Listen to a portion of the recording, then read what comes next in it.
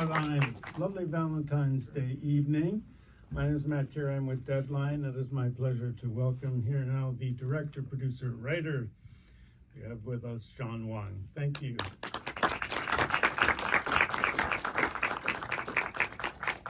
Matt, I hope you get. There you go. You guys missed the end credit scene. Oh, Just kidding, I'm just kidding. okay. That was a Marvel moment for the. Well, these are such incredible films and so accomplished. So congratulations to you on it. And this has been really an amazing, needless to say, amazing couple of weeks and months for you. As everyone I think here knows, Nai Nai Waipo is nominated for an Academy Award. Congratulations.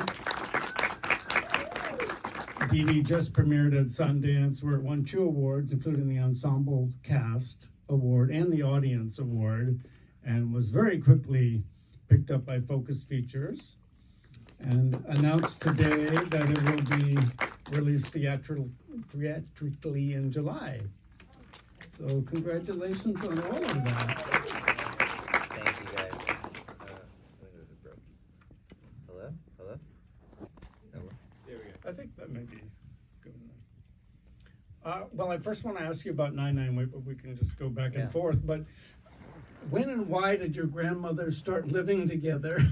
This is an unusual arrangement. The fact even that they get along, but then are roomies.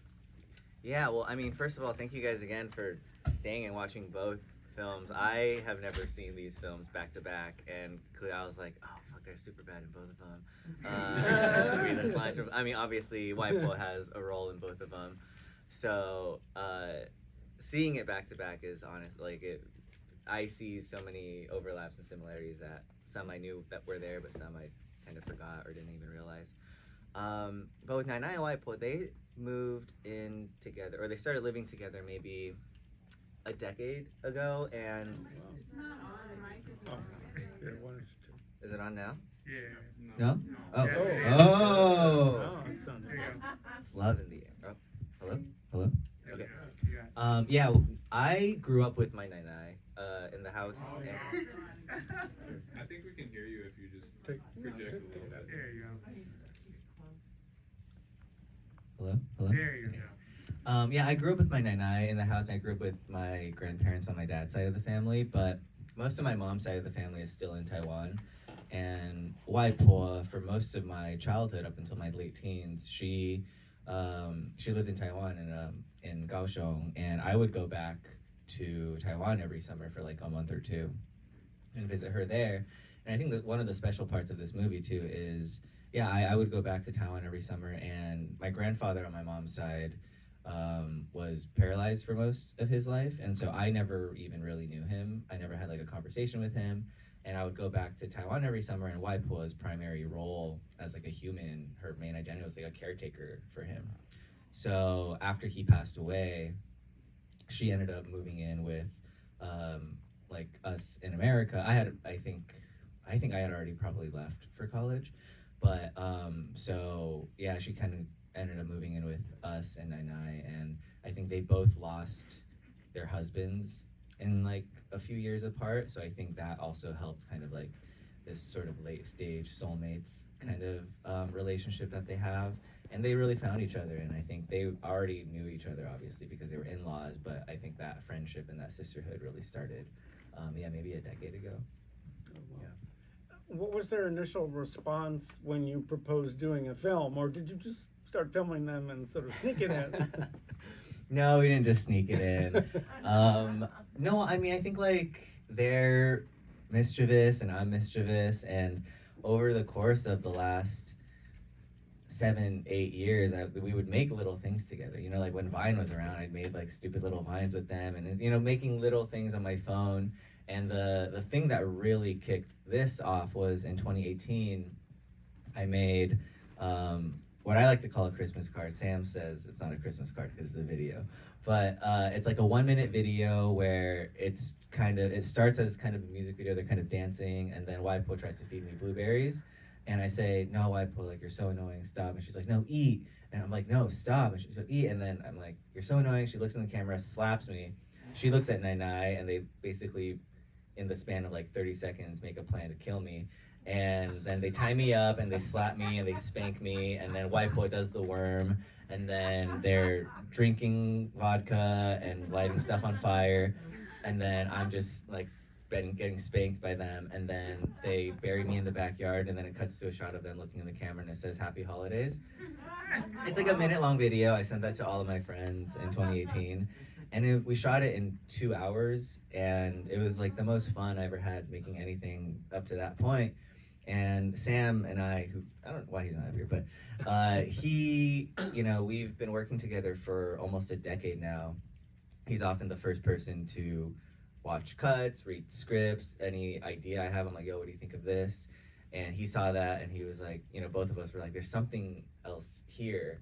Not sure what it is, but there's something here. Like, they're so unique and special, and they have such a vitality to them. And so there was always in the back of my head of wanting to do this. And then in 2021, after I was living in New York for 5 or 6 years, I decided to move back to Los Angeles to be closer to Sam and a lot of my collaborators. But there was this in-between period where I ended up moving home, and for, a long stretch of time, months. And it was the first time I had sort of been home and gotten to see the sort of quotidian rhythms of their life, the sort of, them reading the newspaper and doing the laundry and washing the dishes. But also I would be in the room and we would start dancing and they would spank me, and it would be like this very silly, heightened surrealism. And that all happened to sort of coincide with a lot of anti-Asian hate crimes that were happening in our country, but especially in the Bay Area, where I'm from. And so it was this very interesting juxtaposition of emotions where I would feel extremely angry, and then I would go hang out with them and feel extremely happy and extremely sort of, joyful. They would just bring out this joy in me, and I think I brought out this youthfulness in them. And that was compounded with this thought that I had where I could also just feel, mostly Nina, like she's 10 years older than Waipo, like her fragility as a human. And I had this thought that when I do eventually, I get to see them every day now, but when I do eventually move out and leave home, that could be the last time I see her. And so I was like, I really just want to make something that was a container for, all the emotions and the complexities of their life that I think the headlines definitely weren't, sort of talking about, where people like them in our communities were so overlooked. But also just, Sam and I almost talk about it as like, make like a home video, like a time capsule of this moment that I get to spend with them, so that when they do eventually pass away, I have something to remember them by. My kids have something to remember them by. My so that was kind of the long answer, still long. But Well, I don't think there have been too many home movies that have ever been nominated for an Oscar. I could be wrong. Oscarologists may correct me. There's a moment in the film where I think it's Nai Nai says that they haven't gone to the market in a year, and she says it's terrifying. And I was wondering, did that relate to COVID or more to the anti-Asian hate that was happening?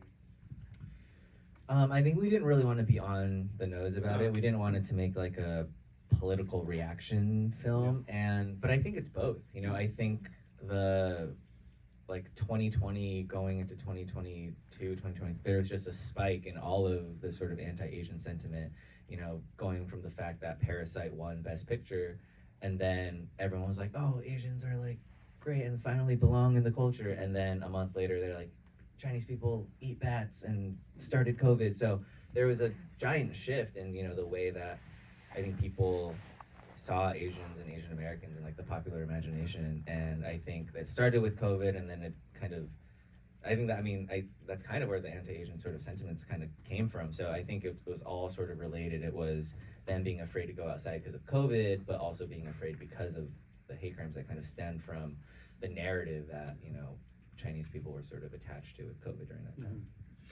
The films are kind of in conversation with each other in a way, and that's why it's so cool to see them jointly. There are obvious differences in the sense that one is a story about, a young man, a young kid, and the other is so much focused on aging, but they're very culturally specific stories.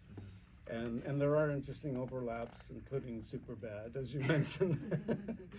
But do you think you could have directed these when you were younger, in the sense that it seems like you've had to come to some sort of understanding and appreciation of your background and embracing it, you know, because as we see in Dee Dee, and I have a feeling that that is part of the autobiographical aspect of it, you know, there's this feeling of rejecting one's culture or feeling shame about it. No, definitely not. I think so much of Dee Dee especially is like, it's a coming of age movie, as much as I don't really love that term, but I think the coming of age that is happening in the movie was sort of linked to my own coming of age as an adult. And I think, you know, me and my friends, when we reminisce about like the fun times, like we always kind of go back to that age, like 13, 14, 8th grade. We kind of like to describe it as like you're having the best time of your life when you're like the worst version of yourself. You're just like your body is exploding and you're just like saying whatever you want. But we have such fond memories of that time, and really it was sort of looking back at that time and remembering all the sort of joy and the comedy, but realizing at the same time when I was mining all of those moments, finding moments of shame and finding moments of you know, like unpacking certain things like we have in the movie, you know, like people saying like, oh, you're cute for an Asian. What that does to you when you're 13. And like when I was a kid, like people said that to me. People would say like, you're cool for an Asian, or you're like the whitest Asian I know. When I was 13, I was like, oh, I am. Like, of course I am. Like, it was a badge of honor. And it was only really in my 20s when I started to kind of look back at my childhood and adolescence did I realize how much those things kind of shaped the way I looked at the world and myself. And so that was kind of part of that movie. It was, how can we present all these things that in 2008 were just what it was. That's what the culture was. It was a little toxic. It was not very correct, but that's what it was. We'll present it as it is, but with 2024 eyes, we see all these things that, oh, we clearly had to learn from that. And so, yeah, like in the movie when she says, oh, you're cute for an Asian, he's like, kind of, you know, to me, it's like he's balling up a smile. But like, I think when I watch it now, I'm like, ugh, like, Yeah. it's gonna fuck him up. Yeah, absolutely. Absolutely, it is. Can you talk about the casting? Where did you find the grandma, for one thing? I mean, she is a revelation. She was not our first choice, but she's incredible. She was Sandra's choice. Well, it was. I mean, the way we shot that documentary short was so organic. I think Sam and I kind of talk about it almost as like making a movie before we knew how to make a movie. It was so organic. There was no shot list. It was kind of really following the feelings, and we'd shoot some stuff with them and they would like go take a nap. And so it was just so free flow, and we really just, every moment while we were shooting, it was just like, if this doesn't feel good, let's change it. There was like, it was really that. It was kind of being very open to like, is this making us laugh? Is this making us feel? Is this making us emotional? A feature film obviously doesn't have the schedule and infrastructure to build in naps for your grandmothers. And we were, you know, we had a lot of all the kids in the movie minus Isaac and Shirley, who play Wang Wang and Vivian, our first time actors. And so we had this energy of this, like, I wanted this raw, unfiltered, almost like bursting at the seams sort of adolescent chaos that was rooted against the sort of more quiet quotidian family dynamic that is chaotic, but like they would have these sort of different feelings. And we had Joan Chen playing the mother, who is a legend. She's amazing. She's amazing. And I was like, okay, well, I need to give her a scene partner to, you know, do these scenes with. And we went out to these, you know, like legendary Chinese and Taiwanese actresses, and you know, some said we like had great conversations, but they were like, oh, this role's too small for me. And so we had a lot of these conversations. People really liked it, but nothing was really clicking the way that I really wanted it to. And we got to a point where we were like, just what if we casted one of them? Like, they're so amazing on camera, they're so magnetic, but they've never done this before. Like, it was like, oh, it's a risk, but oh, if it worked, it would be a home run. And I remember talking to Joan, and she was like, it was before we like officially casted her, and she was like, "Who's playing the grandma?" And I was like, "Oh, it might be this. I'm not gonna say her name, but she's like, it might be this legendary like 4-time Taiwanese Oscar-winning actress." And she was like, "Oh, I love her. I've worked with her. She's amazing." And I was like, "Yeah, we're talking to her. She's really interested." Or my grandma. And Joan was like, "Oh." and then we cast her, and she's like, "Oh, so who's playing the grandma?" I was like, "My grandma." And she's like, "Oh." But I mean, she had seen this film, so I think she had faith. But you know, I think she had the same worries that we had.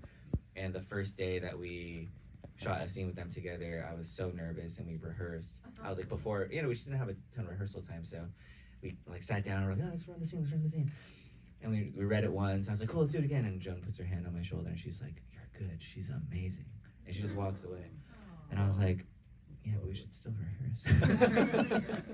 The grandma is remarkable. I mean, the entire cast is just phenomenal. It has that freshness and vitality that you're talking about. And man, Isaac, I want to say it's a very mature performance, which is kind of paradoxical in that he's so young, but you know, he's in every scene, I guess. Yeah, he really carries this movie. Yeah, he does. Yeah. Finding him and because you don't have a movie that works without him, you know, delivering in the way that he does. Yeah. What was that like of casting him? It was, I mean, we knew from the first time we zoomed with him a lot. We knew there was something special, and the performance in this movie, is with him especially, it really is a performance. It's like a really like crafted performance. He has this thing. I remember the second to last day we were shooting. We were like really close now, and I was driving him to a location with the other boys, and he was like, "Dude, Sean, can I tell you something, honestly?" And I was like, "Well," he's like, "When I first read your script, I like you didn't even want to do it." I was like, "Why?" He was like, "Well, you know, like as an actor,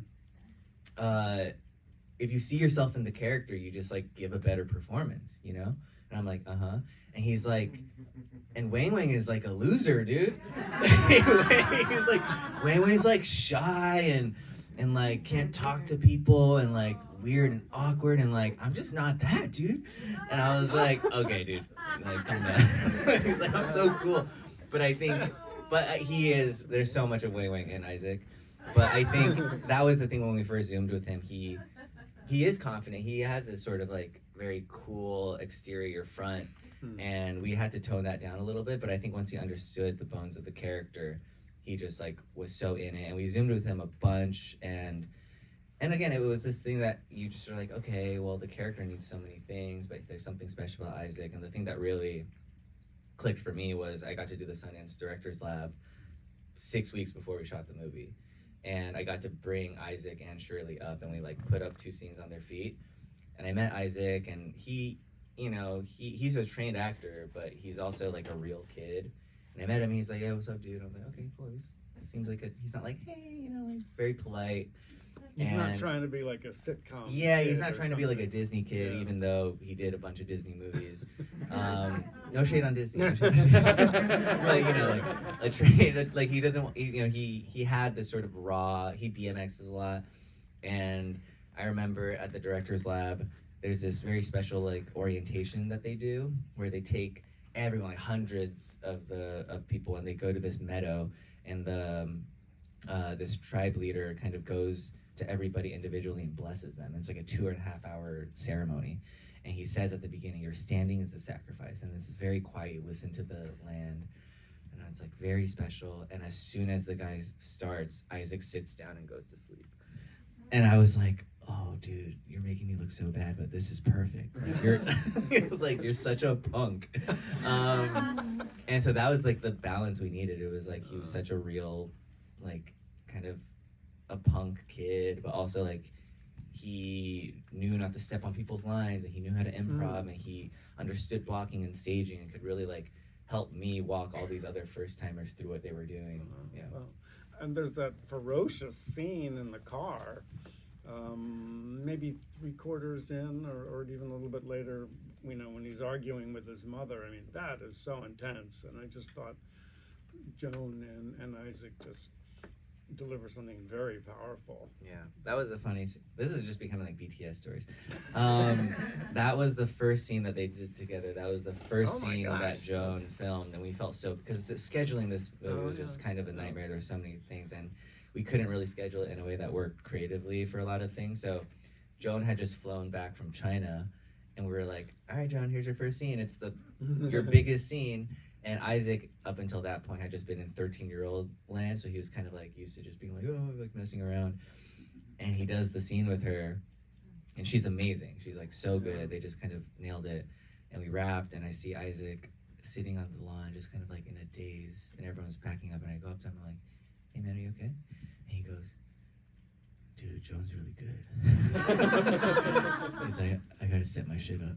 And I was like, "Yeah, you stay here. You just think about you think about the next 3 weeks." That's awesome. You were shooting in Fremont, where you grew up, and at least some of the scenes in your house, right? The bedrooms were, Mhm. yeah. Wow. What is it like to go back there? I mean, I think I would feel pretty, I don't know, I want to say triumphant. If I went back to my hometown, like, yeah, I'm a director now, I'm making a feature film. And I mean, you're not, even if you felt that, you probably wouldn't admit to it, but it's got to feel pretty special. Like, wow, I've gone through what, challenges that are kind of you see in the film, and here you are, a director. That doesn't happen to everybody.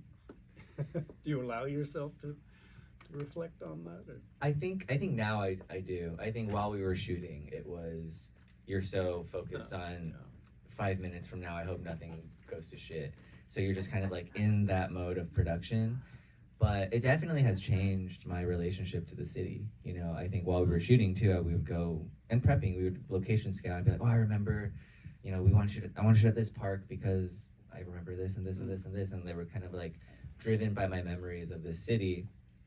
And sometime while we were in post-production, I had gone home and I was just driving around, and it was like I was nostalgic for the production of the movie now. Like those memories almost, not that they overrode my childhood memories, but it was like, oh man, I remember that day we were shooting at this park and there were like 5 trucks, and I was like, I can't believe it, so it was, in that sense, it was really special that I get to kind of process it now that we've made the movie. But on the day, it was stressful. Do you see yourself in the future going back to documentary, going back and forth? I think of Scorsese. They're wonderful directors who do both. There are not too many of them. Do you see in your mind, is there a big difference between them, or do they sort of spring from the same creative urges? I would say that they kind of spring from the same creative urges. There's obviously a difference in, I guess, the way you make it as far as, what a documentary is, what a narrative is. But I think you look at these two films, and it's something that Sam and I talked about too, is with 99 and Y-Pole, we really tried to bring a narrative rigor to it and like a cinematic language. And then I think with DD, we tried to bring in a very documentary spontaneity to it. I think it's never as easy as it sounds to just be like, all right, this is a documentary that feels narrative. But I think that is something we kind of think about, and we try to bring a lot of craft into what we do. But yeah, I think for better or worse, I don't approach it differently. I think ultimately the medium comes from the story. And then it's just figuring out what container is the best way to tell the story. What have you learned? You're so early in your career, and this is your first narrative feature, Dee. What have you learned about filmmaking in this process? I have a feeling it's kind of a leaps and bounds thing because it's so new in a sense. Oh my god! I mean, I could write not a book, but No, I could journal. read a I could book. journal.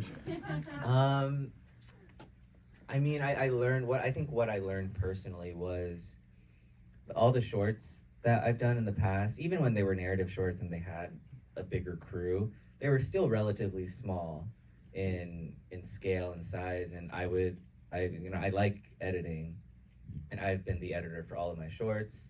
But all of my shorts take like a year to make, if not more, because I'm so patient with it, and I leave and I come back because eventually I just lose any sense of objectivity. And with the feature film, I think the quickest lesson I learned was, and with the shorts, I'm just so hands-on with everything. I'm like so OCD, and I think to a detriment. And I think when it expanded to a feature and there was just the apparatus was so much bigger. It wasn't a huge movie, obviously, but it was the biggest thing I had done. I learned very, very quickly that if I don't allow the people around me to help me, like I'm gonna burn out so fast. And that's kind of what directing is too. It's just having so many smart people around you who are like contributing just as much as you are, and kind of being like, okay, you are way better. I mean, that's what department heads are. Like, I could never shoot the movie Sam the way that Sam did, but it's like, you know, if he focuses on all the visuals, I can kind of focus on the actors, and I can kind of be like, oh, we're in good hands. And so it was that across a bunch of disciplines that I had never really worked with before. You know, I had never really worked with a costume designer up until this movie, and so I was like very hands-on, but then they were like, Sean, you need to divert your attention here, and I was like, okay, well, I trust that all our conversations about the movie and what the tone is and what the feeling is, that you will then, so I learned how to not micromanage, basically. Oh, it sounds like a really important lesson. Just wondered, you've written about the sense, I think really interestingly written about this, the sense of Asian Americans being sort of conditional in this culture, accepted, embraced maybe at sometimes, and then suddenly not. Again, this conditional sense. So with that backdrop, I just wonder what it means to you to have told these stories that again reflect the Asian American experience in ways that really are not seen, have not been seen very often, be it in Hollywood or even in the documentary sphere. That's a good question. I mean, it's interesting. I think I talk about this with my friends a lot, and I definitely think about it with my own process, and it's something we really try to calibrate with the feature, especially, because I think in Nainai and Waipoa and some of my other documentary shorts, that cultural specificity is just, it's there. Like, I don't even have to try it. It's just there because they are personal stories. The Asian Americanness of it all it's there whether I want it to be or not. And we're exploring themes that kind of tie into the sort of cultural diaspora again, without even trying to. It's just there. And so I think Didi is obviously written and explores themes of identity. And I think for me, it was how do we explore these things and these nuances without it falling into the tropes that have then been established in this sort of canon of Asian American cinema. And I think ultimately what I've learned, or at least what works for me, is it has to be personal. It can never be like, oh, we need to contribute to what it feels like to be Asian American. It's like, well, I am Asian American. This movie is, you know, drawing from so many personal things. I think we never once were we like, and if we did feel ourselves leaning this way, we like very quickly, you know, took a left turn. It was the question was never how do we make this feel more Asian American and more honest to the Asian American experience. It was always how do we make this feel more honest to my experience. Even though the movie is ultimately fictional and, you know, only autobiographical in like the broad strokes, there was a personal barometer of authenticity that I could lean on. And ultimately that personal barometer of authenticity makes the movie Asian American. Because I'm like, oh, if it feels honest to me, that's just gonna be there. But I see movies that are like Asian American movies and they try to make an Asian American house and it looks like this room. You know, it's like, let's make it super red because they're Asian. And it's like, no one's house looks like that. And so, I mean, that was kind of it. When we were dressing the house, it's like, let's not make an Asian house. Let's just make a house that reminds me of the house that I lived in. Yeah. Well, let's congratulate this very talented director, Sean Lang. Oscar nominated, and again, Didi coming out this summer theatrically. Congratulations. Yeah, July 26th. I think a movie like this really lives and dies by word of mouth. So if you guys liked it, please check it out this summer. Tell your friends. Tell your friends about the short too. And mingle, find your lover tonight. Thank you. Thank you guys so much. Thank you. That was lovely.